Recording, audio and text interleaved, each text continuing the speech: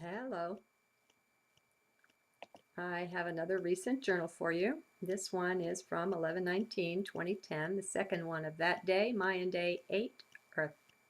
It's called Setting Boundaries Equals Erasing Limits. Projection.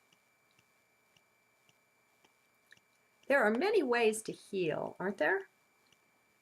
It's rather amazing, really, the power and potential for healing that's going on all around us. Do we see it? How much of it do we really see and take into ourselves? One of my issues in this life has been about boundaries. I tended to give the self away too fully sometimes, maybe often foolishly. I had such a powerful belief in love, in unselfish giving, unconditional love, that I thought it could heal anyone of basically anything. Now, that's how I saw it. That was my story. The knocks have been harder than hard to wake me up, to show me how wrong I was. It was an error in vision, in understanding, but one I stubbornly maintained. It called for the second type of healing, and that's what I got. And that's what it took. Now, of course, I'm quite grateful for that.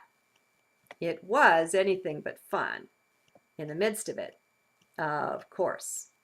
But at least I'm sensitive to it now. No more 2x4s are needed. I'm alert to the feather now, the gentle approach. Source always manifests things gently at first. And if we're listening, we catch it. If not, the ante goes up. Okay, so here's something interesting I just discovered. I've been aware of healing going on the issue of boundaries. I've been aware too of the good feelings that come from setting simple, basic boundaries, of no longer being willing to endure whatever, to accept it for the friend supposedly out of love. I've seen through that way of being, at least on one level. Oh, don't want to be claiming too much here. Clay feet still ever in evidence. I'm not levitating, not just yet. Okay, so in setting boundaries with the friends, I've been willing to say, okay, I choose not to associate so closely with this one or that. I find this uncomfortable. I've brought my concerns to you on a number of occasions, and I don't feel I'm being heard. I choose to move back a few steps, to not associate quite so closely. This is unpleasant for me. Do you know how hard it was to get to the point where I could do that?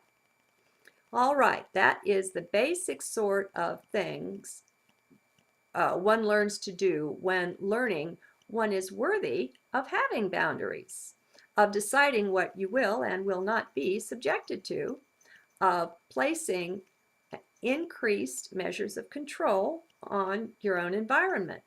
And so far, so good. Nothing is wrong here. We can love tremendously. That doesn't mean we invite them to walk all over us. Yet, in doing this, what have I found? In a backwards sort of way, I find it is leading me to healing. The way it's doing that, though, is by erasing the boundaries between me and them. Now I'm able to see, in a ho'oponopono kind of way, how the rejected friend or person is really just the self, just what I have projected, been unwilling to see, so I projected it outside of me. Welcome, Lady Paradox. Once again you appear, showing me that by setting limits, other limits disappear. Amazing. Once again, I have ceased to question, but not to wonder at the marvel that life is. Oh God, you are so very magnificent. What else can one say? It's all a reflection, friends. Everything we see, every image in some way is but a reflection of us. We just need to have deep heart eyes to see it. Now, I am not saying I see very much of it myself.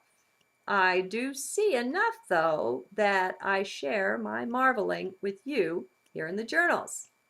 Don't assume that I see more than I share.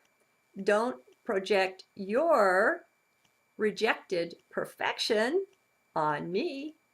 Keep it there and claim it for your own. Good day.